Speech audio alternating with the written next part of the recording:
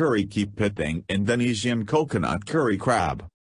Ingredients: 1 kilogram crab, 2 limes, 1 stick lemongrass, smashed, 20 grains galangal, smashed, 3 lime leaves, 300 milliliters thick coconut milk, 500 milliliters water, 40 milliliters cooking oil, 2 grams salt, 20 grams chicken powder, 7 grams sugar, 20 grams fried onions, 20 grams shallot, 15 grams garlic, 20 grams red cayenne pepper, 50 grams big red chilies, 4 grams coriander powder, 15 grams candlenut, 20 grams ginger, 15 grams turmeric, 2 grams cumin powder.